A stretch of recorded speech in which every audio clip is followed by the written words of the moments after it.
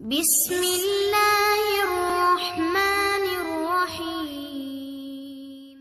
Kenapa ada orang duduk atau berdiri bersama dengan kekasihnya bisa berjam-jam, tapi bersama Allah 7 menit pun tidak kuat? Berarti qalbunya yang ada masalah.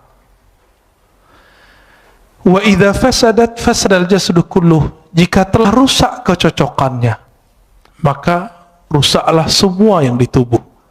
Ala wahyal qalb. Ala bahasa Arab itu litanbih. Artinya ketahuilah gitu. Wahyal qalb itu adalah qalbu. Saya tidak mau berbicara ini qalbu secara kedokteran, walaupun hadis ini bisa dibawa ke ilmu tib, ilmu kedokteran. Tapi ini ilmu rohani. Al-qalb, karena kata qalbu di Quran lebih dari 100 kali dengan jamak dan mufrad. Ada lebih dari 100 kali, semua menyebutkan tentang ahwal rohani, bukan ahwal jasmani. Jadi jika ada dokter ngotot menggunakan hadis ini untuk perkara yang zahir, silakan. Tapi kita menggunakan hadis ini sesuai yang diturunkan Nabi sallallahu alaihi wasallam. Jika si kalbu itu tawadhu, maka rukuknya terasa nikmat. Maka Bapak Saudara Allah, ketika imam itu kunut, tidak ada perasaan ingin keluar dari imam jika tidak berkunut. Perasaannya biasa aja. Bisa ikut kunut, bisa tidak, tapi tidak ada perasaan ingin keluar dari imam. Imamnya ahli bid'ah. Nggak ada perasaan itu. Terbersih ada perkataan itu di kolbu, dia sudah rusak. Bagaimana mungkin di dalam sholat kita buruk sangka dan mengatakan seseorang itu buruk gitu. Betapa buruknya rohani ini. Oleh karena itu kami, meskipun misalnya diimami oleh seseorang yang tidak hafal Quran, bacaannya salah-salah, itu kita biarin aja dulu. Nanti selesai sholat, kalau nggak ada orang, baru kita kasih tahu. Kenapa? Siapa yang menggerakkan dia jadi imam? Salah siapa kita nggak maju jadi imam? Gitu. Bapak saudara makan Allah, satu kali guru kami wafat, Maulana Syekh Muhammad Nuruddin Al-Khalidi An-Naqsyabandi. Ketika beliau wafat, itu hujan Masya Allah. Imam Az-Zahabi menyebutkan suatu perkataan dari seorang imam ahli hadis di abad ke-6 Hijriah. Apa kata beliau?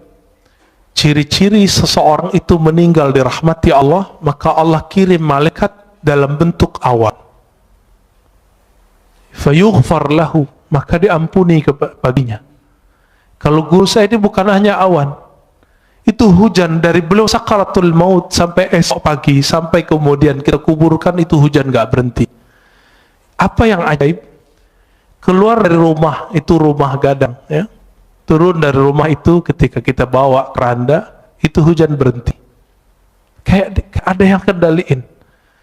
Masuk masjid, hujan deras, dan itu sangat ajaib. Ketika selesai sholat, kita zikir, tahlil, segala macam, kami keluar, hujan berhenti.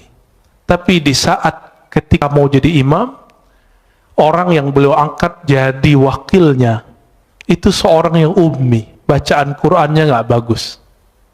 Tiba-tiba ada seorang murid yang dianggap telah durhaka oleh beliau, ingin tebar pesona jadi imam. Padahal nggak ada yang nyuruh beliau.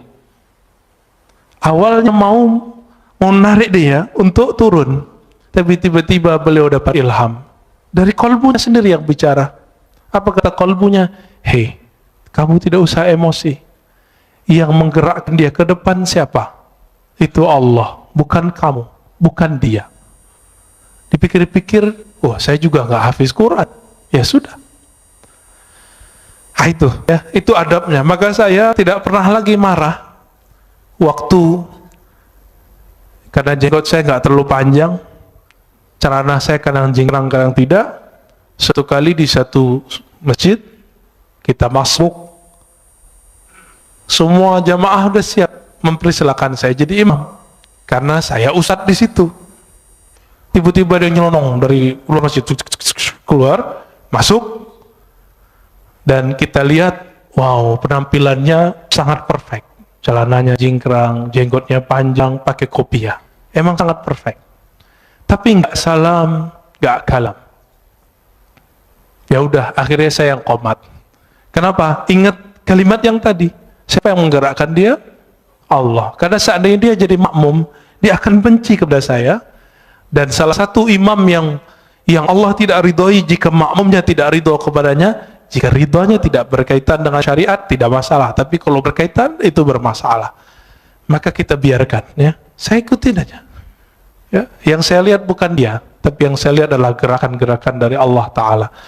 Bapak Ibu Saudara makan Allah, kalau orang begitu, kira-kira kebencian keluar nggak dari kalbunya? Insya Allah keluar, ya. Baik. Kembali ke yang tadi. Maka al-a'mal, amal itu masdaruhal qalb. Tempat terbitnya adalah kalbu. Tapi dia butuh bukti. Maka di Quran disebut i'malu fasarallahu a'makum. Beramallah kamu, maka Allah akan memperhatikan amalmu. Nah, pertanyaannya, merasa diperhatikan Allah nggak tadi sholatnya? Berarti sholatnya belum ngamalin ayat ini. Coba mulai hari ini beramal itu karena ayat itu. Beramallah kamu, Allah akan pandang amalmu. Tapi apa yang Allah pandang? Maka ditaksis dengan hadis Nabi Sallallahu Alaihi Wasallam, hadis Imam Muslim tadi dan Imam Bukhari juga ada yang semakna, bahwa Allah memandang ke kalbumu. Jadi yang dipandang itu bukan rukuknya, tapi ini yang disebut ahwal dalam rukuk. Mesti rukuk. Yang dipandang bukan sujudnya, sehingga jidat kita mulai sakit ketika sujud lama. Bapak kalau buka kopiahnya mungkin ada hitamnya. Bukan itu yang Allah lihat. Betul, beruntung kalau yang punya itu. Nanti malaikat maut pun mikir-mikir mau cabut, wah ini ahli tahajud ini kayaknya, ya. Tapi bukan itu yang kita kejar. Kalau bisa sembunyiin itu. Kenapa? Karena yang disebut simahum fi wujuhim min atharis sujud, itu artinya efek sujudnya itu terlihat di wajahnya. Apa efek sujud? Ketika orang sujud, dia lebih merendahkan wajahnya, otaknya yang doktor, otaknya insinyur, otaknya yang sarjana, otaknya yang hafiz, otaknya yang pinter itu, dia taruh di mana? Di bawah bokongnya, di bawah tempat keluar najis-najis semua.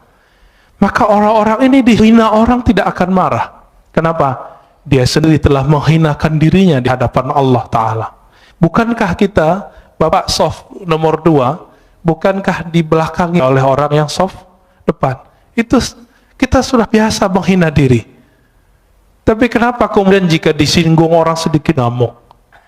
Ini yang tidak wajar di kalbu. Berarti belum salah. Kalbunya belum saleh.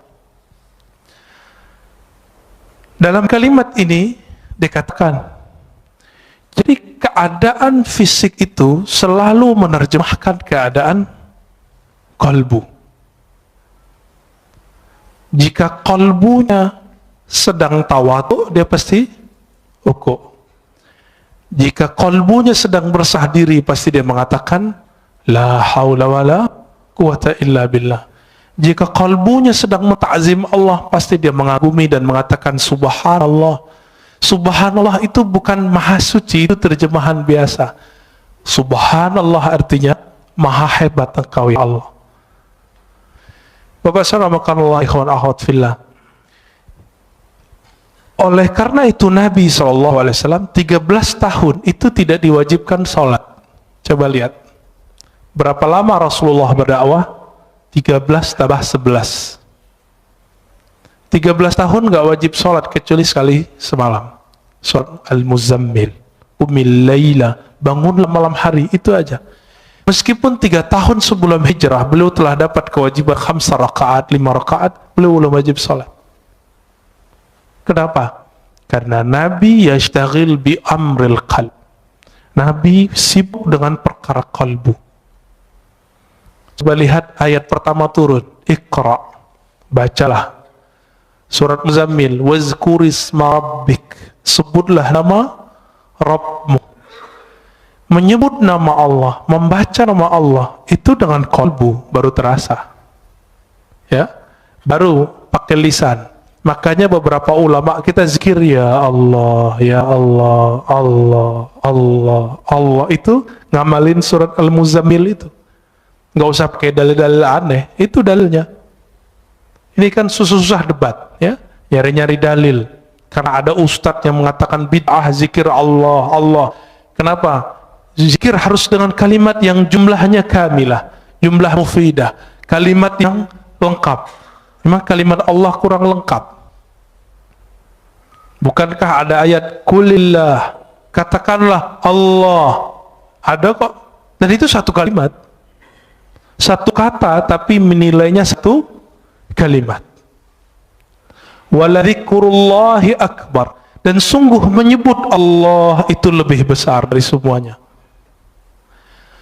Oleh karena itu Badi'uz Zaman Sa'id Nursi itu di bersalahnya yang jilid 6 mengatakan ulama-ulama ahli qalbu untuk menghabiskan ego al-ananiyah itu mereka hantam dengan menyebut nama Allah, Allah, Allah, dan itu ada efeknya.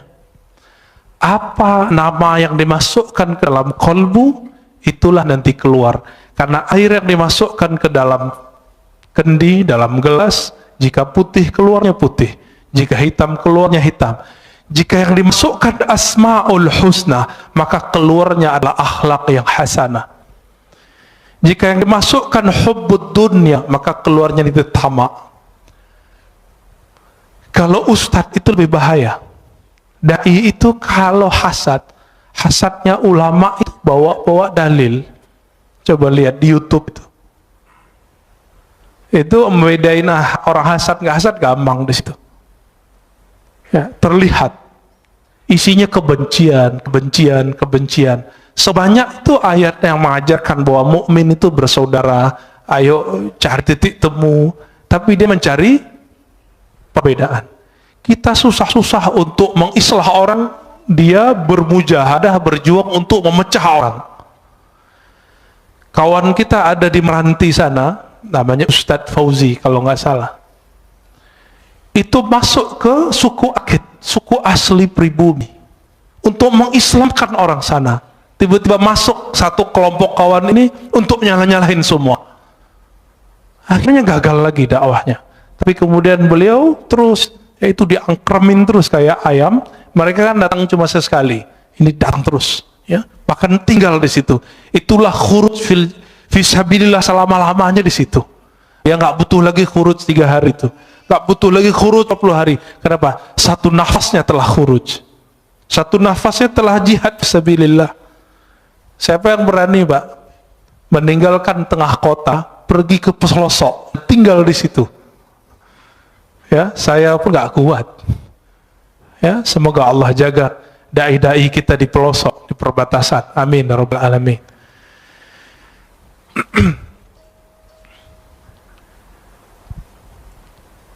Oleh karena itu masyayikh kita mengajarkan zikir qalbu. Ketika latihan, maka kurangi dulu zikir-zikir fisik. Dulu kami latihan 40 hari, itu cuma zikir qalbu. Yang wajib-wajib kita nggak boleh tinggal. Sholat jamaah 5 waktu, sholat Jumat, yang itu kita kejar terus. Tapi kerjanya ngapain? Setelah sholat zikir, setelah zikir zikir, setelah zikir zikir, setelah zikir zikir, sampai tidur pun zikir. 40 hari 40 malam. Kami kurangi makan, kurangi tidur, kurangi macam-macam kata-kata orang sekitar. Ngapain itu? Itikaf kan 10 hari doang kok 40 hari. Dia lupa Nabi Yunus itu itikafnya di dalam perut ikan berapa hari? 40 hari. Nabi Musa di Tur Sina 40 hari. Nabi Muhammad SAW di Gua Hira juga 40 hari, dan itu rutin terus. Jadi kalau ingin mewarisi rohani Rasulullah SAW, minimal apa yang telah beliau fikskan 10 hari. Bisa nggak ninggalkan dunia 10 hari sebelum betul-betul kita meninggalkannya? 10 hari nanti bisa nggak, Pak? Tapi handphonenya off, tidurnya dikurangi, makannya dikurangi. Maka harus ada tim gizi ketika orang itikaf. Di sini ada dokter, ada ahli gizi. Silakan Pak ngobrol nanti. Kurangi makan daging, boleh makan daging. Tapi kalau cuma itikaf makan daging, syahwatnya besar, nggak bisa ngapa-ngapain. Maka disebutkan taklilut ta'am, mengurangi makan, termasuk memilih makan-makan yang ringan-ringan. Maka kami 40 hari itu, sampai hari ke-20 vegetarian. Hari ke-21 baru makan daging. Karena ngobrol dengan dokter. Kata dokter, sel-sel itu kalau nggak dapat daging selama 20 hari, maka dia akan makan yang ada di tubuh. Padahal itu udah tertulis oleh Maulana Khalid Al-Baghdadi dalam kitabnya. Beliau bukan dokter, tahu dari mana coba? Tapi dapat ilham. Maka ilham qalbu jika dipertemukan dengan kajian-kajian ilmiah ketemu. Karena ilmu itu dari Allah Ta'ala. Ilmu dari Allah. Allah yang disebut Al-Alim, sumber semua ilmu. Jika dipertemukan ilmunya orang belajar grammar dengan orang belajar manhaj qalbu sama. Yang mempertemukan namanya Imam Al-Qushairi, punya kitab judulnya Nahwul Qulub, Nahwul Qalb, grammar qalbu. Ada Pak kitabnya. Ya, kawan kita sudah buat disertasi S3 untuk itu. Tapi semoga dia juga mengamalkannya ya. Jika di qalbu itu muncul kezuhudan, sekarang kita langsung masuk. Jika muncul kezuhudan, maka orang itu nanti akan suka puasa. Jadi puasa itu efek warid yang datang ke qalbu. Apa arti warid? Anugerah rohani datang ke qalbu. Zuhud itu nikmat yang lebih besar dari dunia dan seisinya. Orang kalau sudah masuk zuhud ke qalbunya, hidupnya kenyang. Nggak ada keluh kesah, kebahagiaan itu ada meskipun dunia tidak di tangannya. Tapi orang-orang zuhud bukan berarti dia orang miskin. Banyak orang miskin cinta dunia, tiap hari mikirin gimana makan. Berarti dia belum zuhud. Jadi rugi 2 kali, udah miskin nggak zuhud. Orang kaya itu paling bisa zuhud karena dunia sudah di tangan. Tapi kalau kolbunya tidak dapat zikir kalbu, jadi kalbu itu punya zikir. Zikir lidah la ilaha illallah, subhanallah. Zikir kalbu Allah, hu, hay, qayyum. Asmaul husna itu zikir kalbu. Dan ini harus diambil dari ahlinya. Sebagaimana kalau kalbu kita sakit, kalau badan kita sakit, kita datang ke dokter. Dan masalah kita semua apa? Masalah kita cuma satu, kita nggak adil dengan kalbu. Giliran sakit badan, ya repot kemana-mana. Ini virus corona aja udah rame kemana-mana ya.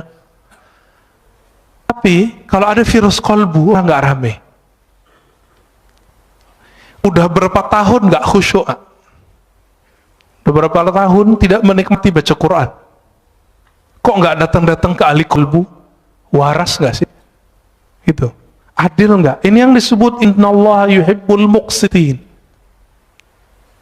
Maka Allah sebut orang-orang yang berilmu yang adil itu qa'iman bil qist. Orang-orang yang berilmu itu dia betul-betul adil terhadap dirinya. Kita nggak adil. Cari dunia dari pagi jam 6, pulang pun jam 8, 12 jam.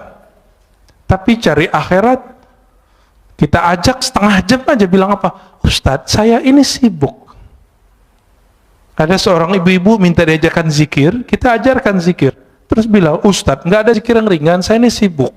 Saya tanya, ibu umur berapa? 70. 70 karyawati, pragawati. ASN. Enggak, terus apa sibuknya? Bingung juga dia. Berarti selama ini kita ini sok sibuk. Dan semua orang mengundur amalnya sampai dia udah tua. Berarti warid belum datang ke kolbunya. Dia memulai amal selama ini selalu dari zahir, belum dari kolbu. Maka Imam Bahauddin Syah Naqsyaband mengatakan apa? Ketika orang sibuk dengan perkara zahir, Maka kajian zikir pertama kami adalah zikir qalbu. Bidayatu tariqatina nihayatu turuq. Awal dari cara zikir kami adalah akhir dari semua zikir yang dipelajari oleh orang-orang di luar. Itu manhaj beliau. Jadi orang kalau sudah sibuk zikir salat baru zikir qalbu. Kalau beliau enggak, qalbu dulu. Kenapa? Ala wahyal qalb. Inilah zikirnya ulama-ulama ahli qalbu. Jika masuk ke qalbu itu al-hirs. Hirs itu ada kesukaan, kerajinan, ya, ada perasaan senang. Maka orang ini akan rajin tahajud, rajin sedekah, rajin semua zikir itu kayaknya ringan di tangannya, ringan di lidahnya. Bapak saudara makan Allah, dulu seorang kawan saya berdoa, Allahumma adim alaina zikrak. Ya Allah, dawamkan zikir kami kepadamu. Saya tegur, jangan doa begitu. Yang Nabi ajarkan, Allahumma a'inni ala zikrik. Ya Allah, bantu aku menyebut namamu. Karena Nabi tidak pernah mengajarkan, ya Allah, dawamkan zikir di kalbu kami. Itu mustahil kecuali Rasulullah sallallahu alaihi wasallam. Dalam sholat pun kita masih ingat selain Allah Ta'ala. Jika yang datang di kalbu itu syauq, rasa rindu yang dalam, maka orang ini biasanya zikirnya mulai bergerak. Nah, zikir ini yang jarang datang ke kita. Minimal gerak matanya nangis, itu zikir rindu. Jadi rindu itu datang dulu ke kalbu, baru saat dia berzikir ada rasa nangis. Bukankah sebagian bapak ibu ketika mendengarkan imam kita tadi sholat teringat mana?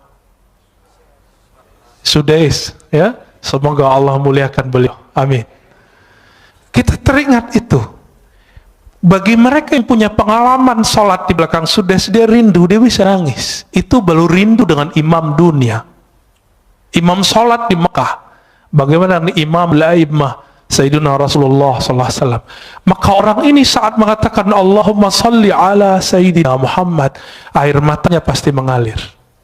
Itu yang disebut dalam syair-syair Hisan bin Sabit, kullul qulub, semua kalbu itu rindu kepada Nabi. Tapi bukti rindu itu hanya satu, dumu'ul ain. Ketika air mata itu berkaca-kaca, air mata itu mengalir. Atas dasar itulah ulama kita punya majelis khusus namanya majelis sholawat, karena itu majelis kerinduan. Imam Ibn Arabi yang disesatkan orang di zamannya, dia jauh dari semua kesesatan itu karena beliau ahli hadis. Saya S1 meneliti beliau. Ibn Arabi menulis kitab Tarjumanul Ashwaq. Sebelumnya beliau seorang ahli hadis, meriwayatkan hadis dengan sanad sendiri sampai ke Rasulullah. Berguru kepada Imam Bukhari di zamannya namanya Ibnu Asakir, dan Imam Muslim di zamannya yaitu Imam As-Silafi. Imam Ibn Arabi nulis Tarjumanul Ashwaq, terjemahan para perindu, kalbu yang merindu, dan salah satunya di situ ada kerinduan kepada Rasulullah Sallallahu Alaihi Wasallam. Orang yang rindu kepada Rasulullah pasti dia rindu kepada orang yang membuat dia rindu kepada Rasulullah. Siapa yang mengajarkan kita rindu kepada Rasulullah? Guru-guru kita. Guru-guru ini yang mengajarkan rindu. Maka rindu kepada Rasulullah itu bersanad. Ini yang Nabi katakan, tuba liman ra'ani wa amanabi. Tuba liman ra'ani wa liman ra'aman ra'ani. Beruntung orang yang memandangku. Kalau nggak ketemu aku, dia ketemu murid-muridku atau murid dari muridku. Ini yang disebut tuba. Bagaimana Bilal ibn Rabah ketika Omar datang ke Damaskus, Bilal dipanggil, wahai Bilal, kami rindu Rasulullah. Apa kata Bilal? Lalu apa yang harus kau lakukan? Kata Omar, tolong engkau azan, ingatkan kami kepada azannya di zaman Rasulullah SAW. Lalu dia azan. Setelah sekian lama Rasulullah wafat, dia nggak mau azan. Kenapa? Setiap kali dia azan dia bisa pingsan. Itulah rindunya seseorang perindu. Dia bergerak, badannya bergetar ketika rindu. Kalau dia kuat, dia bisa terus. Jika tidak, dia pingsan. Dan Bilal bin Rabah sampai di asyhadu an la ilaha illallah, sampai di asyhadu anna Muhammadar Rasulullah. Ketika sampai di bagian itu, dia tidak sanggup lagi menahan tangisnya. Dia berhenti, tersenduh-senduh, baru dia lanjutkan. Bahkan di riwayat lain beliau pingsan. Itulah para perindu. Makanya zikirnya para perindu itu ada 3. Jika di mata dia menangis, jika di tubuh dia bergerak, jika tidak kuat maka dia pingsan. Inilah zikir-zikirnya qalbu. Karena sebab syauq datang, rasa rindu itu datang. Dan rindu itu sumbernya satu, al-mahabbah, rasa cinta kepada Allah dan Rasulullah. Bapak saudara makan Allah, terkadang kalau orang rindu itu gombal, benar nggak? Kalimat-kalimatnya aneh-aneh. Dalam ilmu zikir, ilmu qalbu disebut dengan syatahat. Apa arti syatahat? Kalimat yang lompat dari mulut karena gejolak-gejolak rindu dalam kalbu. Jika seseorang merasakan rindu tersebut, maka muncullah syatahat. Inilah yang muncul pada Imam Junaid, Imam Abu Yazid Al-Bustami, bahkan imam seperti Al-Hallaj. Al-Hallaj mengatakan, ma fi jubbati illallah, di jubahku hanya ada Allah. Dia tidak dihukum karena dia ngomong itu, tapi dia ketika mengatakan haji itu cukup di rumah, tapi itu ternyata bukan perkataan dia. Jadi dulu karena buku tidak ada copyrightnya, salah satu bukunya tentang asrar haji disalin oleh orang tertentu, lalu ditambahkan di situ, haji tidak perlu ke Mekah, cukup di rumah. Ketika dihakimi, dibawa ke pengadilan, Al-Hallaj ditanya, ya Hallaj, haza kitabuk, hei Hallaj, ini kitabmu? Hallaj mengatakan, oh itu judul kitabku, tapi dia tidak tahu isinya. Langsung hakimnya mengatakan, taib, kamu zindik, kamu fasik, langsung divonis esok hari dipenggal. Al-Hallaj wafat tahun 309 Hijriah. Kata Imam Al-Ghazali, seandainya aku jadi qadhinya, jadi hakimnya, tentu aku tidak akan mau hukumi gantung baginya. Itu kata Imam Ghazali. Tapi ya sudah, ya, tilka ummatun qad khalat laha, ya, ma kasabat. Kita lanjut sampai jam berapa? Masya Allah. Nanti sholat syuruknya diundur, ya. Ngaji lebih afdal daripada sholat. Imam Ibnu Majah meriwayatkan dari Nabi SAW bahwa mempelajari satu bab ilmu lebih afdal dari sholat 100 rakaat. Ya. Baik. Jika yang muncul di qalbu itu al-khawf, dia juga nangis. Apa arti khauf? Rasa takut. Tapi bedanya, al-khawf ini beda dengan syauq. Jika syauq bikin orang bergetar, tapi kalau khauf tidak, bikin orang diam. Ada lagi raja. Raja itu harap. Jika orang berharap, Allah menerimanya. Bapak saudara makan Allah, kita ini semua punya dosa, benar nggak? Mulai dari ujung rambut sampai ujung kaki. Tapi apakah dengan dosa itu kita berhenti beramal? Enggak. Masih ingat Salahuddin Al-Ayyubi? Salahuddin Al-Ayyubi, seorang pejuang hebat, raja di zamannya, sultan, itu pernah meminum khamar. Kata Imam Zahabi dan Siyar A'lamin Nubala, kana yashrabul khamr. Dulu Salahuddin ini enggak solah, enggak bagus. Ngapain dia? Namanya kan Ayub atau Yusuf, ya. Salahuddin ini dulu suka minum khamar. Orang kalau minum khamar pasti zina. Orang zina ya lanjut judi, semuanya lengkap. Nakalnya bukan main. Maka jangan, kalau ada anak muda hari ini malam-malam kita lewat, dia minum khamar, dia jahat, jangan benci dulu. Siapa tahu nanti dia jadi mujahid fi sabilillah. Jangan benci dulu. Ya, tadi kita pas lagi nyetir, tiba-tiba ada yang, ya anak orang pakai motor truk-truk, ya suka-suka dia. Saya mikir, jangan-jangan ini Salahuddin. Menghibur diri. Biar husnuzan, biar gak benci, siapa tahu. Kita punya sahabat, dulu peminum, suka narkobaan, sekarang Masya Allah, amal zikir, banyak. Bahkan ada yang sudah menjadi ustadz, banyak, ya. Jadi jangan hukumi orang dengan waktu dia bermaksiat. Siapa tahu itu maksiat terakhirnya. Jangan pernah sucikan orang dengan amalnya. Siapa tahu itu amal soleh terakhirnya. Besok dia maksiat terus. Tapi semoga itu tidak terjadi. Maka Bapak Saudara makan Allah, jika di Quran lebih dari 100 kali Allah membicarakan kolbu, kenapa ajaran-ajaran kolbu tidak dominan dalam kajian-kajian kita? Yang dominan apa? Kajian fikih, sunnah, bid'ah. Ingin mempergi kolbu, tapi yang terjadi keras kolbu. Ini coba aja. Kita bertahun-tahun ngaji sunnah bid'ah. Apa yang terjadi? Kolbu keras. Keras bukan main. Karena Rasulullah awal ngajar orang bukan ngajar sunnah bid'ah. Yang pertama diajar oleh Rasulullah apa? Qalbu. Jadi kalau ada orang sibuk dengan sunnah bid'ah, dia salah berguru. Tapi kalau sudah selesai belajar qalbu, baru belajar itu. Jadi saya berbeda sedikit dengan banyak orang.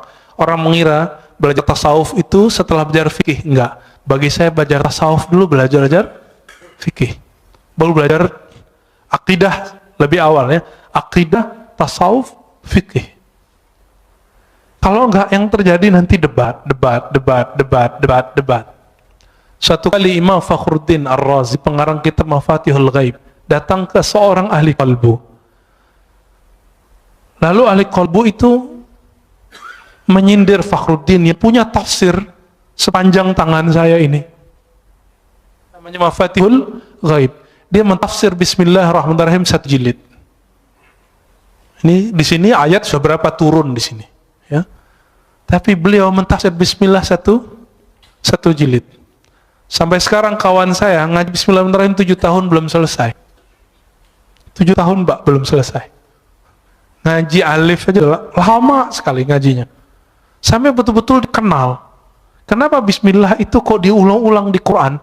Ternyata itulah awal yang ditulis di Lauh Mahfuz. Ketika Allah pertama ciptakan Lauh Mahfuz, apa kata Allah? Uktub. Faqala ma aktub. Qala uktub Bismillahirrahmanirrahim. Hadis sahih Imam Tirmizi.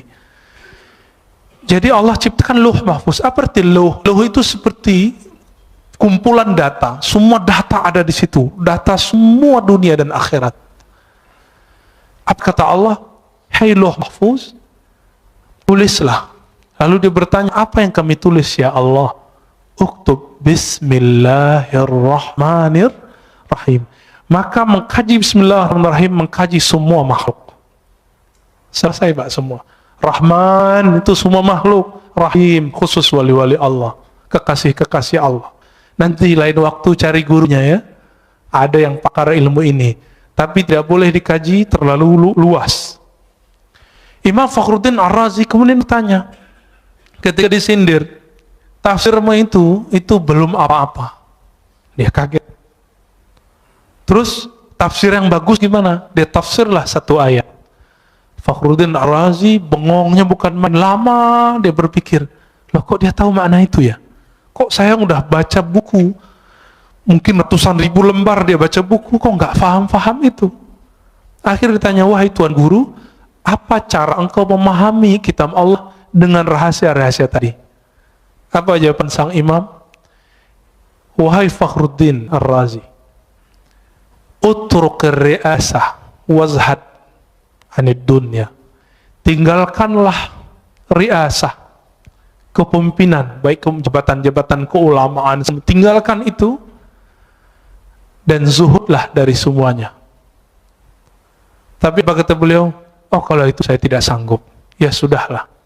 Maka tidak turun ilmu itu kepada beliau. Turun ke siapa? Turun ke orang setelahnya. Imam Ibnu Athaillah, inilah kitabnya. Ya, turun lagi ke orang setelah Ibnu Athaillah, namanya Ibnu Ajibah, ya. Ada tafsir qalbu. Semoga nanti ada ahli tafsir yang mengkaji tafsir itu. Amin ya rabbal alamin, ya. Selama ini kita lihat tafsir itu banyakkan hafalan.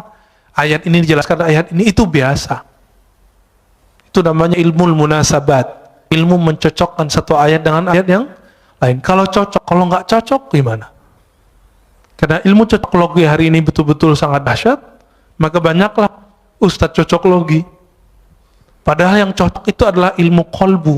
Karena Quran itu dia untuk qalbu. Allah itu ketika mengatakan, ya ayyuhallazina amanu, hai orang-orang beriman, iman di mana naruhnya? Di qalbu atau di badan? Di qalbu. Maka Allah sedang berbicara ke qalbu. Lain ketika Allah mengatakan ya ayuhan nas, wahai manusia. Ya. Betul qalbu juga, tapi qalbunya belum beriman, maka dipanggil ya ayuhan nas. Berdasarkan beda-bedanya apa yang datang ke qalbu, maka berbedalah amal. Beda apa amalnya? Antara Nabi Adam dengan Nabi Nuh beda nggak doanya? Beda. Nabi Nuh dengan Nabi Ibrahim beda zikirnya. Nabi Ibrahim dengan Nabi Musa beda zikirnya. Nabi Ibrahim apa zikirnya waktu dilempar ke api? Hasbiyallah wa ni'mal wakil. Cukuplah Allah sebaik-baik yang mengurus melindungiku. Itu api zahir. Apalagi api dunia, api syahwat. Maka salah satu cara terapi orang untuk melemahkan syahwatnya adalah, mengendalikan syahwatnya adalah hasbiyallah wa ni'mal wakil, atau hasbunallah wa ni'mal wakil. Dizikirkan 450 kali setiap hari. Ini zikir yang diajarkan Maulana al-Imam Abdul Hasan Syazili. 450 itu dikit, Pak. Orang bisa handphonean, smartphone, bisa Instagram setengah jam kok. Baca hasbunallah wa ni'mal wakil itu paling 15 menit beres. Itu qalbu udah kenyang itu. Ini yang diwariskan para nabi. Siapa yang zikir hasbunallah wa ni'mal wakil, dia akan menjadi pewaris Nabi Ibrahim. Siapa yang zikir la ilaha illa anta subhanaka inni kuntu minaz zalimin, dia telah mewarisi rohani Nabi Yunus. Kenapa Nabi mengatakan al-ulama warasatul anbiya? Setiap ulama itu dia mewarisi rohani Pak Nabi. Nabi tidak doktor. Nabi tidak baca kitab. Nabi baca yang di kolbunya. Maka orang yang mewarisi kenabian itu mewarisi kolbu Nabi sallallahu alaihi wasallam. Maka jangan andalkan gelar-gelar kita. Udah lewatin semua itu. Tanya ke dalam kolbu, aku mewarisi Nabi siapa? Dan orang yang disebut kutubul awliya, wali paling poros, yang keberkahan bumi itu karena doa-doanya. Jika Imam Ibrahim bin Adham mengatakan, ya ashabal hadis, wahai ahli hadis, tolong doakan kami. Bikum tudfa'anna al-masaib. Karena kalian musibah-musibah Allah jauhkan dari kampung kami. Oleh karena itu para imam kita sebagai disebut oleh Imam Zahabi mengatakan aqrabut turuq ilallah al-hadis, talabul hadis. Salah satu jalan pintas menuju Allah adalah belajar hadis.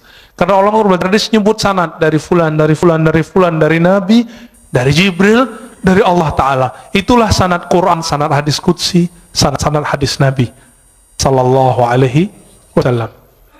Imam Ahmad mengatakan al-qurbu ila Rasulillah qurbun ilallah. Orang yang punya silsilahnya dekat ke Nabi, dia telah dekat kepada Allah Ta'ala. Maka Bapak Saudara, karena ahwal qalbu itu beragam yang datang, maka di antara ulama itu ada yang ahli ibadah. Kenapa? Yang muncul di qalbunya hirus, doyan ibadah. Nah, ini yang terjadi pada kawan-kawan saya yang senang khuruj, ya, senang wiridan. Jangan salahkan dia, tegur saja kalau kelebihan. Ya, mungkin dia beramal tidak dengan ilmunya, dilupa kalau punya anak istrinya, ya tegur aja baik-baik, kasih nasihat, jangan depan orang. Ketika yang masuk ke kolbu itu asyauq, maka orangnya akan suka berdendang, bersyair, bersolawat. Maka muncullah dalam peradaban Islam Barzanji, muncullah syair-syair Imam Ibn al-Farid, ya, muncul semua itu. Maka syair-syair di Jawa muncul apa namanya, macapat ya, yang mau copot ya, itu yang dari Sunan Kalijaga. Itu wali Allah besar Pak, belum berguru kepada ulama keturunan Samarkand, Syekh Mahudum bin Ibrahim, yang kita sebut dengan Sunan Bonang. Saya ziarah ke kuburan beliau yang di Bawean. Itu yang asli Pak, di situ insya Allah. Yang di Tuban itu mungkin petilasannya, wallahu alam. Ya. Kalau orang pakai kolbu, dia tahu itu. Ya. Kawan saya tanya, kok aku sering ziarah ke Tuban, kok nggak ada efek apa-apa ya? Biasanya kalau assalamualaikum tuh ada rasanya. Oh, dia lagi nggak di tempat gitu. Akhirnya saya doa, ya Allah tunjukin saya di mana aslinya. Ternyata setelah itu diundang oleh salah satu guru kita, Buya Abdul Halim, ya, yang punya istri di sana. Udah ke sana Pak? Udah ke sana Pak ya? Ya, datang ke sana itu dahsyat sekali. Tapi jangan lupa ziarah, karena di sana manisnya dari situ. Sampai di sana, ternyata Buya Abdul Halim belum pernah ziarah.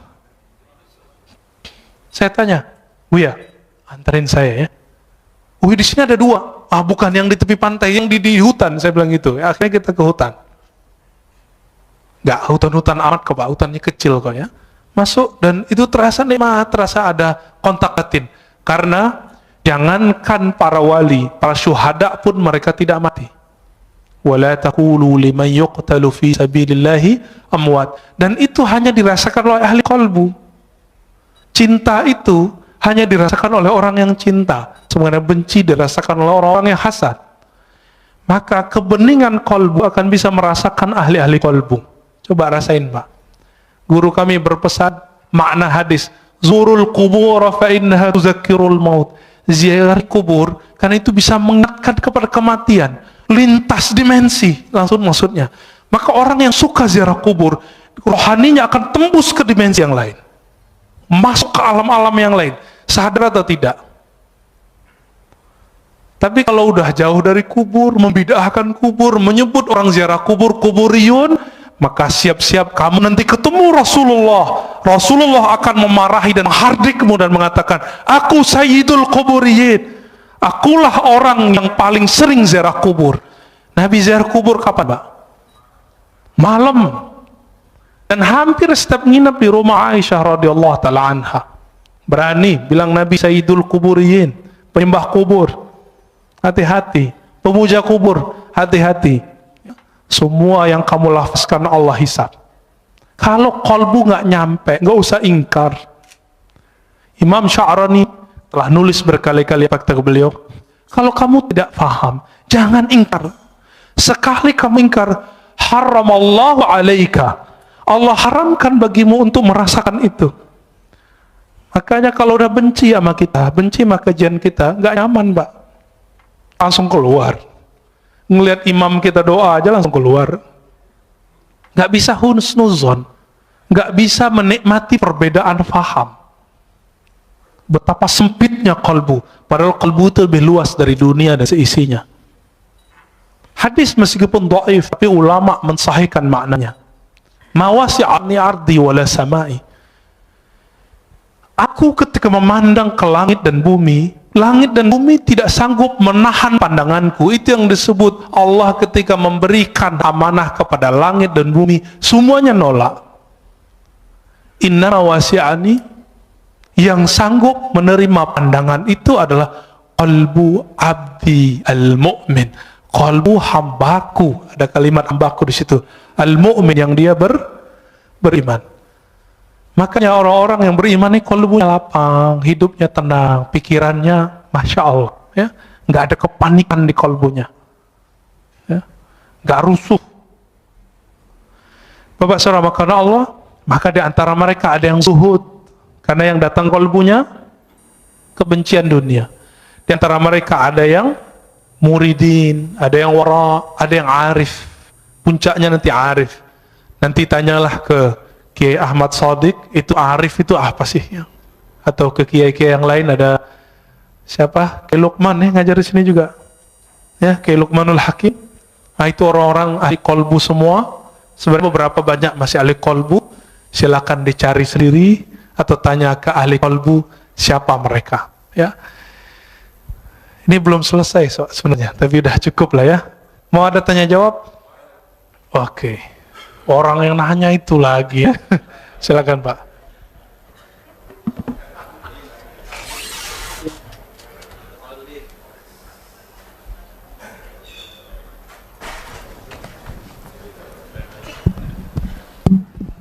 Terima kasih. Assalamualaikum warahmatullahi wabarakatuh. Yang pertama, ini masalah kolbu ini. Saya berusaha, pernah mendengar bahwa Al-Fatihah itu adalah obat dari segala penyakit. Sehingga begitu bangun tidur, pengen minum, ditiupkan Al-Fatihah.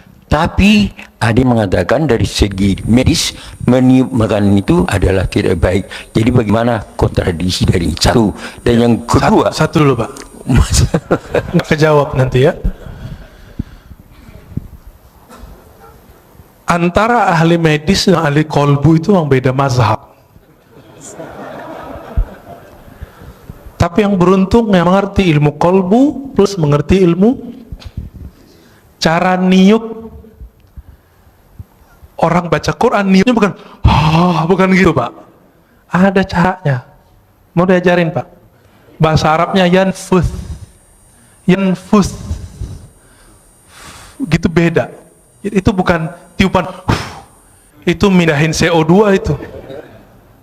Yanfuth itu tiupan yang tidak ada rasa geraknya. Gitu. Yanfuth. Mirip-mirip. Beberapa silat saya lihat itu dia punya latihan nafas, tapi itu lebay juga ya. Ini nggak apa-apa juga sih. Gimana? Ternyata bukan hanya itu yang penting. Bapak kalau saya kirimin WA, saya bilang, Bapak hebat ya, ahli tahajud, mujahid fisabilillah, semangat Pak. Tapi saya bilang, cemen lo, soalim. Itu di WA. Kalau Bapak baca ada efek nggak? Ngefek ke badan nggak? Waktu pengurus diteror waktu 2 tahun lalu atau 3 tahun lalu, karena mencoba menetralisir kajian, itu WA bikin rusuh itu Pak, bikin gundah. Benar nggak? Kalimat-kalimat itu punya energi kalau dibaca. Apalagi kalau dilafazkan, apalagi kalau dihembuskan. Kenapa? Karena energi-energi yang ada di situ dia bisa tersimpan. Ya. Coba lihat flash disk, dia bisa nyimpan data. Handphone bisa nyimpan data, maka semua benda-benda itu bisa nyimpan energi, data-data itu. Semuanya bisa nyimpan data. Kenapa sendal Imam Ahmad itu bisa mengeluarkan jin? Seorang laki-laki datang, ya Ahmad, ya Aba Abdullah, anakku, putriku sering kesurupan, kayaknya dipaksa nikah kayaknya. Rata-rata kesurupan, survei kita 70% survei langsung. Itu karena stres, ditekan. Di pesantren, kalau pesantrennya terlalu keras, kurang menikmati anak kita di kesurupan Pak. Di asrama, di sekolah, apalagi dipaksa nikah sama. Dipaksa kerjaan sama, atau lagi pergi berkemah itu ada tekanan, nanti orang itu seruban, itu stres. Tapi kalau ini bukan, ini gangguan sihir, udah stres kemasukan jin. Apa katanya? Oh, maaf saya lagi sibuk, ini sendalku tolong bawa, ketuk aja kepalanya, jangan digambar gitu ya, ketuk kepalanya. Akhirnya dia datang pulang, dia ketuk kepala si putrinya, langsung sembuh. Apa hubungannya sendal lama? Jadi ulama-ulama ahli kolbu itu untuk mengurus orang kesurupan nggak perlu baca ayat, Pak. Karena dibacain ayat, jinnya juga hafiz. Diulang lagi hafalannya semua. Dia butuh memori kolbu yang tersimpan di situ. Maka caranya bukan dihembus, gitu Pak ya, ditiup. Ini saya tunjukin. Kita baca misalnya, Bismillahirrahmanirrahim. Itu aja. Dia cuma transfer data aja. Data kalimat Al-Fatihah dipindahin ke situ. Diiktikadkan, ya Allah, tolong turunkan keberkahan Fatihah ke Abu Sa'id Al-Khudri udah bertahun-tahun diajarkan Al-Fatihah oleh Nabi. Tapi satu kali sebelum pulang, Nabi panggil, ya Abu Sa'id, nanti sebelum pulang kamu temuin saya. Karena dia punya bakat ngobatin. Nggak semua orang punya bakat ngobatin, Pak. Jadi Bapak ini kalau nggak punya bakat ngobatin, walaupun hafiz Quran, apalagi cuma hafil qul huwallahu, jangan coba-coba ngeruqyah.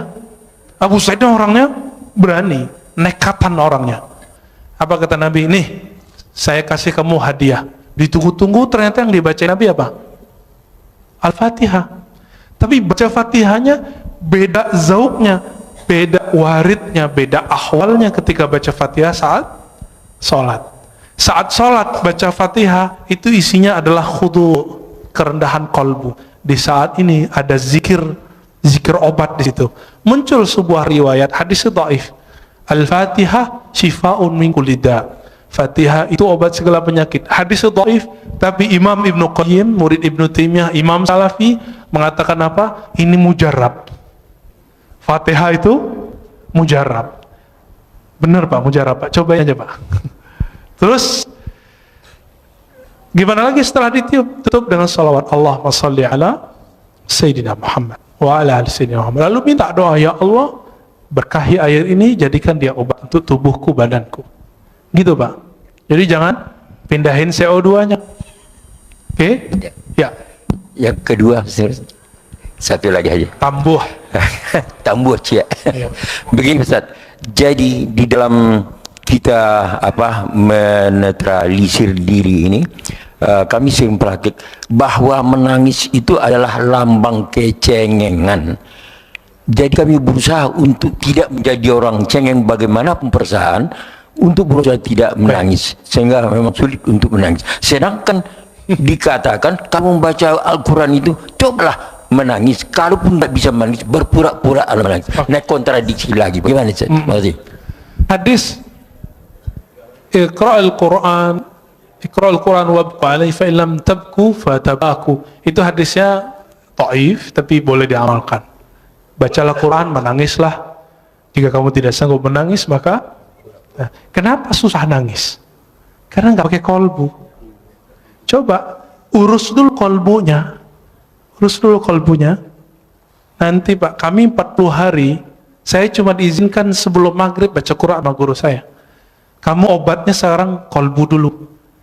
Fatihahnya, ayat yang lain nanti aja dulu. Dosisnya nanti. Maka saya dulu waktu umur 13 tahun, karena ada kewajiban sekolah harus hafal as-sajadah, sebelum maghrib saya baca as-sajadah, baca aja, tahu-tahu 40 hari udah hafal.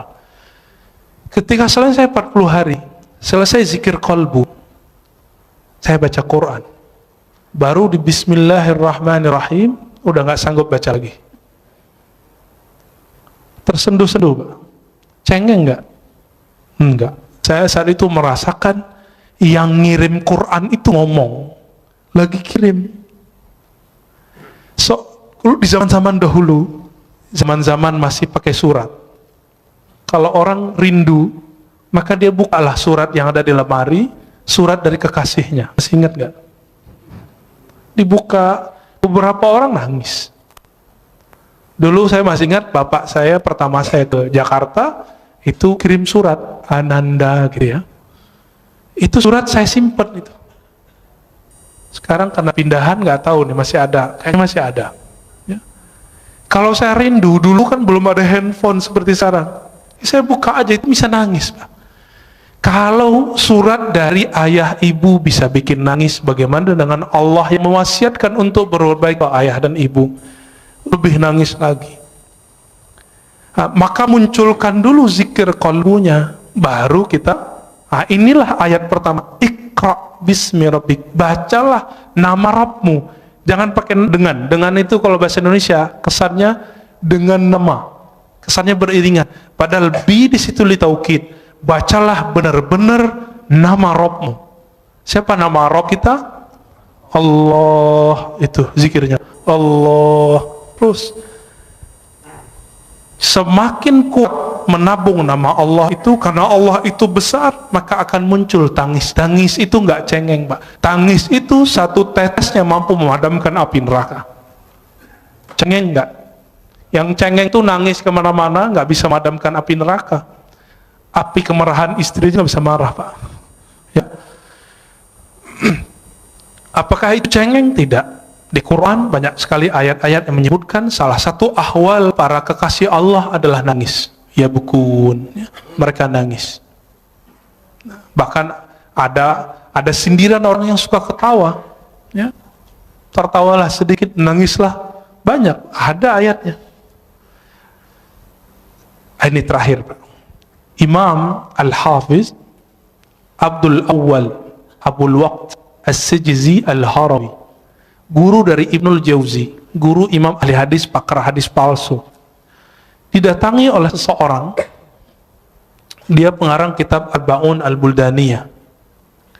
Ketika dia datang, dia bilang, wahai tuan guru Abul Waqt Abdul Awwal, aku sudah lama ingin ngaji kepadamu, dan aku beruntung dapat keberkahan semajlis denganmu. Mendengar itu, Imam Abdul Awwal langsung nangis. Apa kata beliau? Lau arafta, kalau engkau mengenal aku, mazurtani, engkau tidak akan ziarahi aku. Kalau engkau tahu aibku, engkau tidak akan memandang keberkahan ada padaku. Lalu beliau nangis dan semua yang hadir nangis. Apa kata beliau? Kami dapat hadis, ribuan kali dapat hadis, tapi kalimat yang barusan kami dengar lebih kami suka dari semua hadis yang selama ini kami dengar. Baru sebutkan hadis. Dikasih makan nggak mau makan beliau. Kenapa? Sudah nangis duluan.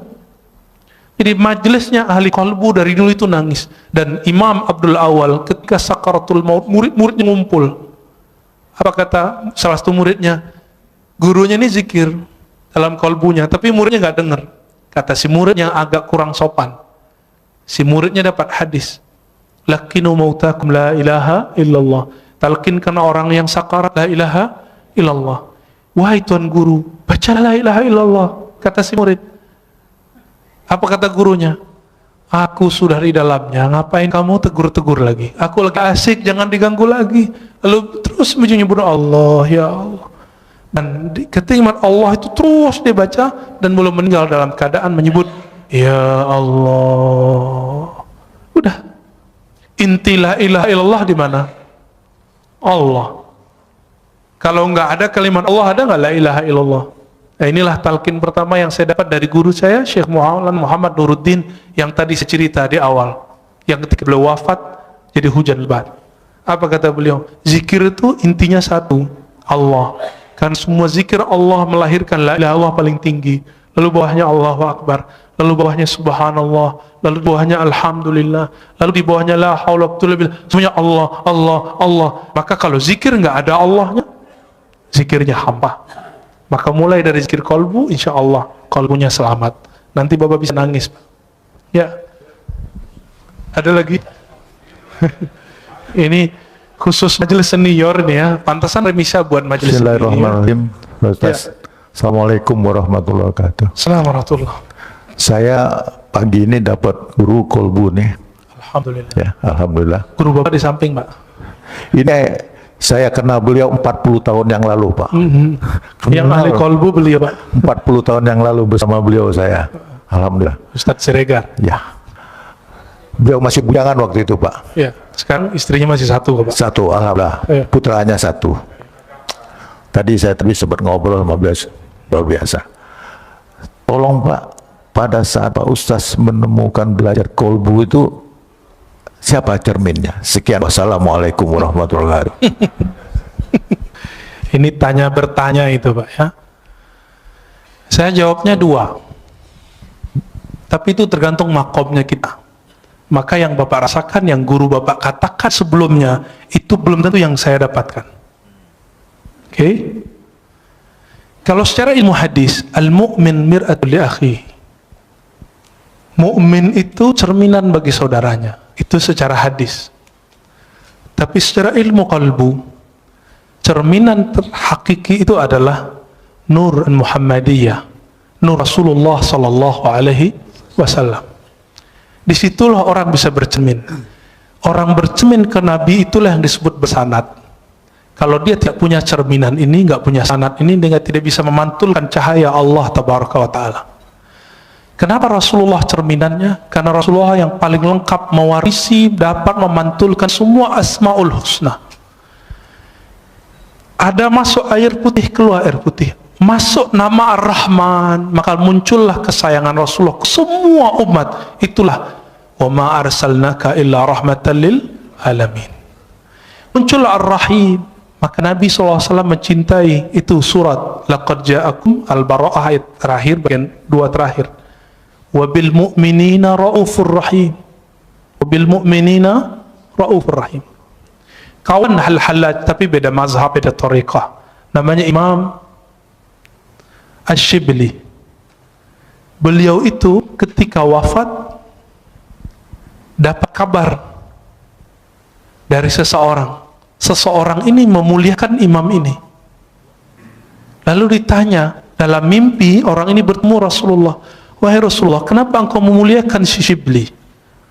Apa jawaban Rasulullah dalam mimpinya? Bagaimana aku tidak memuliakannya? Dia telah menjadikan aku cerminannya. Setiap selesai sholat dia berikan, laqad ja'akum rasulun min anfusikum azizun alaihi ma anittum harisun alaikum bil mu'minina raufur rahim. Allah sebut Nabi dengan namanya. Rauf itu nama Nabi, nama Allah. Rahim itu nama Allah. Allah jadikan Nabi itu jadi cerminnya. Maka siapa yang bercermin bersenat kepada Rasulullah, kalbunya bercahaya. Maka ketika orang sholat Allahu Akbar, dia harus bercermin Rasulullah di depannya. Tapi siapa yang bertemu Rasulullah? Yang bertemu Rasulullah roh. Karena roh kita belum hidup, kita butuh seorang mursyid yang menghidupkan, membangunkan. Hei, bangun kamu. Maka guru kita juga berguru dengan bersyukur, berterima kasih kepada guru, baru disebut berterima kasih kepada Allah Ta'ala. Maka ketika orang berguru, itu cara bercermin kepada Rasulullah Sallallahu Alaihi Wasallam. Itu yang saya dapatkan. Mungkin yang Bapak dapatkan, guru Bapak dapatkan beda, ya. Tapi kalau ilmunya dari Allah pasti sama. Pasti sama. Beda-beda ibarah. Ya. Ya Ustaz, singkat aja. Okay. Assalamualaikum Ustaz. Terakhir Pak ya. Iya Ustaz. Ustaz, apakah betul Ustaz? Ya. Nabi Ibrahim alaihissalam itu dibakar. Kan sifat api itu diambil sama Allah menjadi dingin. Jadi pertanyaan saya ini Ustaz, betul nggak situ ibu-ibu yang sedang masak itu masakannya tidak ada matang karena sifat api ditarik sama Allah. Oke. Itu terima kasih Ustaz. Jangan dipakai lagi Pak ilmu itu ya. Jangan dipakai lagi zikir itu.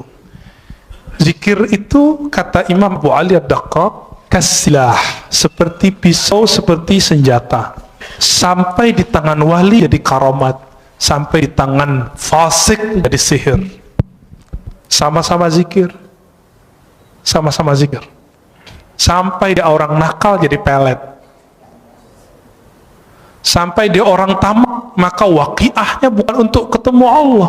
Waqiahnya supaya ngumpulin harta. Dia rajin waqiah, rajin haji umrah. Sekarang umrah udah nggak boleh. Mau minta ke siapa lagi? Ini mau proyek nih, umrah dulu nih. Sekarang Allahnya nahan dulu. Gak usah khawatir ya. Kita sedih, tidak ada orang umrah. Dalam sejarah umat Islam itu udah biasa. Bedanya dulu kaum Tartar datang nyerang, nggak ada umrah, nggak ada haji. Kalau sekarang yang nyerang virus ya, corona. Ya, dulu ada ta'ud namanya. Dan jadi ini bukan kejadian pertama, dan ini bukan pertanda kiamat sebentar lagi, tahun ini sudah keluar Dajjal, bukan ya, itu hoax itu. Kalau ya dari dulu dong keluar Dajjalnya. Majelis kita jangan dirusak oleh hadis-hadis palsu. Salah satu hadis palsu yang berkembang hari ini adalah kalau Ramadan hari Jumat maka terjadi dentuman 15 Ramadan, muncullah dukhan, nanti kekacauan di Arab. Arab itu udah kacau udah lama. Setelah Nabi wafat, para sahabat Khulafaur Rasyidin meninggal. Itu Arab sampai hari ini kacau. Gak berhenti, Bapak baca sejarah. Saya hobi baca buku-buku sejarah. Kitab Al-Bidayah wa Nihayah Ibnu Katsir 14 jilid kita khatamkan karena kita tahu kapan saja ada konflik. Ibnu Khaldun, ya, Rihlah Ibnu Battuta, Tarikhul Islam Ibnu Zahabi sama menyebutkan tahun yang sama, gak beda. Jadi nggak usah khawatir, insya Allah nanti Allah angkat, ya Allah marfa'anna. Maka doa kunut sekarang hampir wajib. Namanya kunut subuh plus nazilah. Ya, kalau bisa ditambahkan kepada imam, tolong kasih tahu, Allah fa'idfa'annal bala wal waba. Ya Allah, tolak bala dan wabah dari kami, wabah virus. Ya, insya Allah Allah jauhkan. Jadi kalaupun flu, insya Allah nggak corona Pak, insya Allah ya. Kalaupun kena, waqina syarra ma qadait.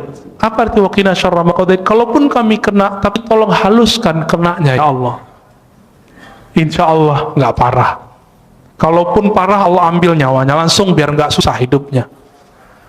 Itu. Jadi jangan diamalin lagi Pak ya. Ya. Kalau ada teman Bapak kasih tahu, jangan coba-coba pakai zikir itu untuk menahan biar ibu-ibu nggak matang. Biasanya itu kalau orang ke resto tuh ya, dikerjain dapurnya. Di kampung saya dulu banyak. Sekarang orang-orang udah banyak yang soleh Pak. Ya.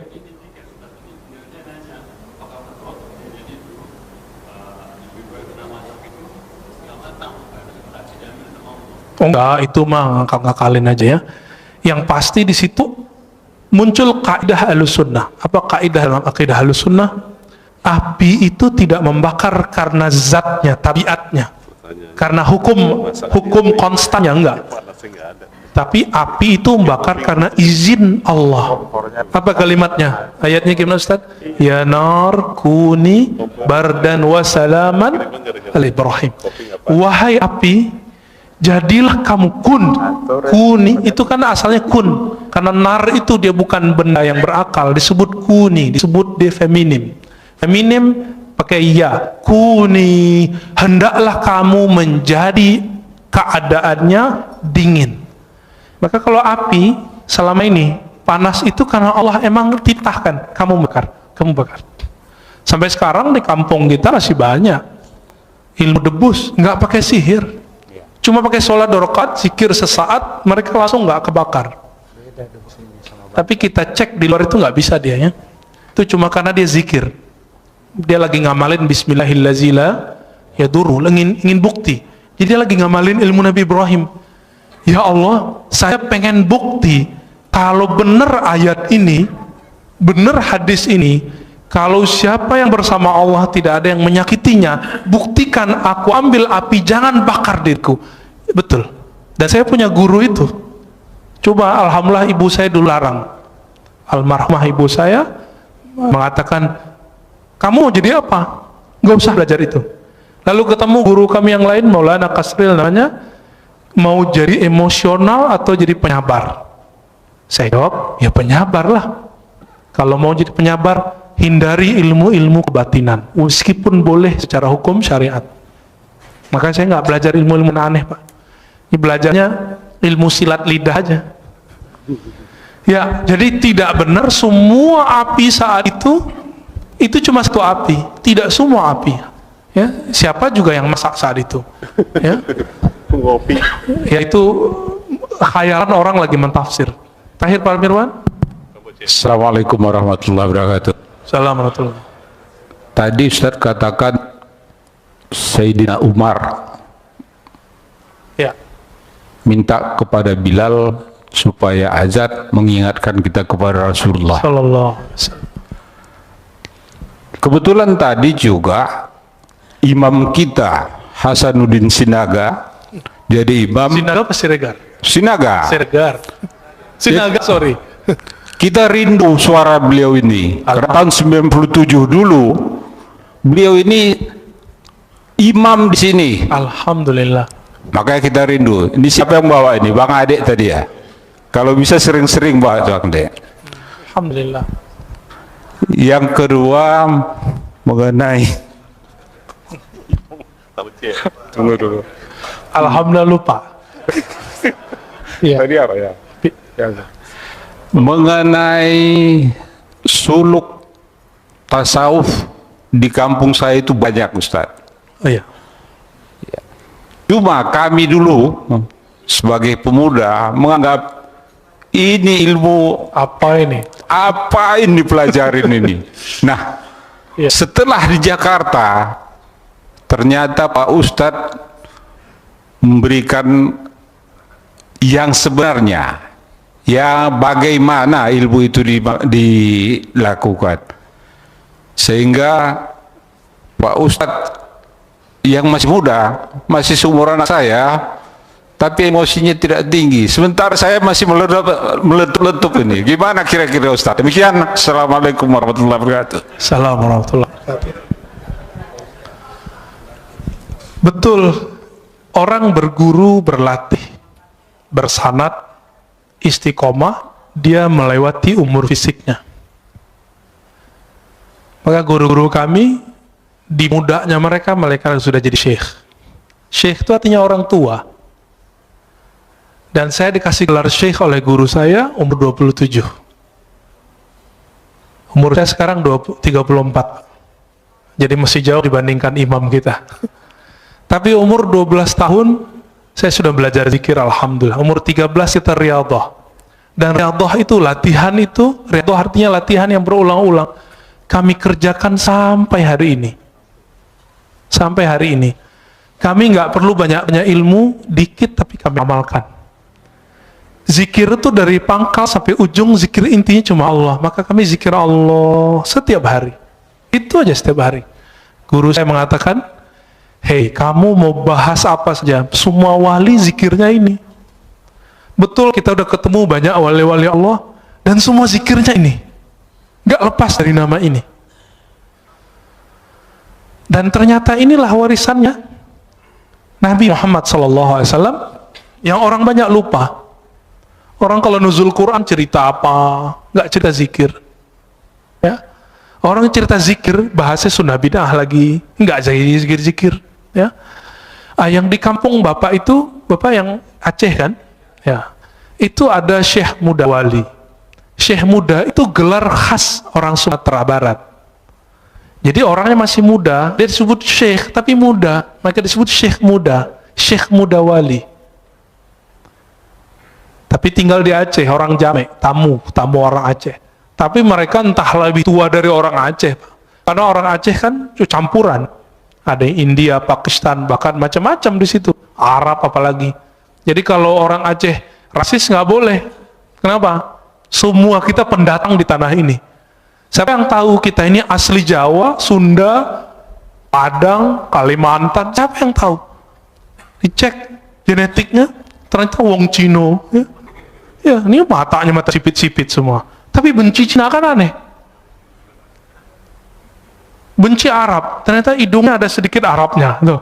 Jadi kita nggak boleh rasis. Nah, baca Al-Hujurat berkali-kali, lita'arafu, nggak boleh di situ rasis. Bapak saudara maka Allah, Syekh Muda Wali itu dulu belajar ke Syekh Hashim Buayan.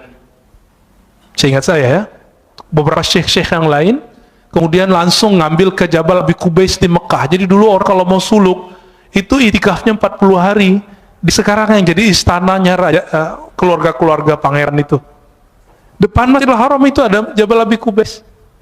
Dulu di situ mereka latihan zikir. Semua tarekat di situ. Terakhir yang masih mengijazahkan tarekat di sana itu Syekh Muhammad Yasin Al-Fadani. Beliau menyimpan 66 tarekat. Bukan 40, 66 tarekat, dan masing-masing tarekat beda suluk. Nah, kembali ke yang tadi, ini kesimpulan kajian tadi. Kenapa tarekat itu banyak? Karena rahasia datang ke kolbu itu beda-beda. Warisan yang dia dapat dari Nabi pun beda-beda. Tapi zikir yang paling tua yang kami tahu cuma dua. Subhanallah, Allah, la ilaha illallah. Itulah kata Nabi Musa. Nabi Musa mengatakan, ya, ini sebagai ikhtitam kita, ya Rob, ajarkan aku satu zikir yang spesial. Apa kata Allah? Qul la ilaha illallah, Lalu kata Nabi Musa, ya Allah, ini kan zikir semua orang zikir ini.